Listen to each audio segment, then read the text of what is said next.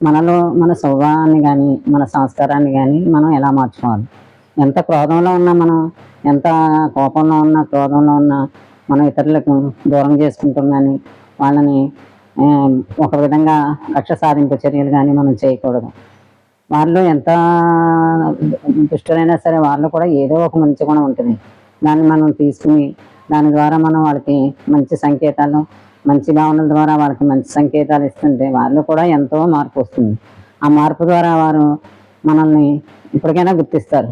మనం ఇచ్చిన సంకేతాల వల్ల, మంచి భావన వల్ల ఆ మార్పు మనకు తెలుస్తుంది, వారికి తెలుస్తుంది.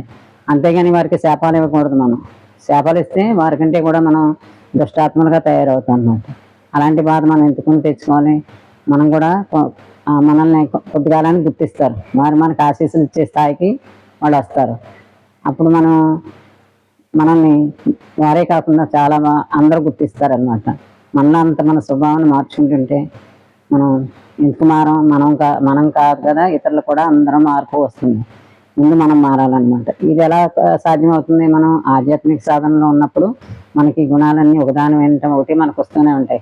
పరమాత్మ జ్ఞానం వినాలి, పరమాత్మతో స్మృతిలో ఉండాలి, మన పనులు అన్నీ అలా ఉండాలి. అలా ఉన్నప్పుడు ఏమవుతుంది?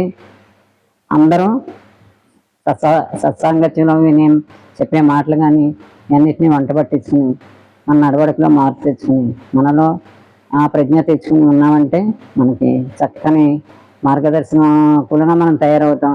అందరినీ మన వైపు, మంచి వైపు నడిపించగలిగే స్థాయి మనకి వస్తుంది. మనం పవిత్ర ఆత్మలుగా తయారవుతాం. దుష్టాత్మలుగా ఎప్పుడూ తయారవ్వకూడదు. దుష్టాత్మలు కూడా మనం చూసి పవిత్రులుగా తయారవుతారు. అంతర్శక్తి మనకి తప్పకుండా వస్తుంది. మనం పరమాత్మ జ్ఞానాన్ని విని పరమాత్మకు దగ్గరగా ఉంటే ఇవన్నీ సాధ్యమే కదా. మరి సరేనా?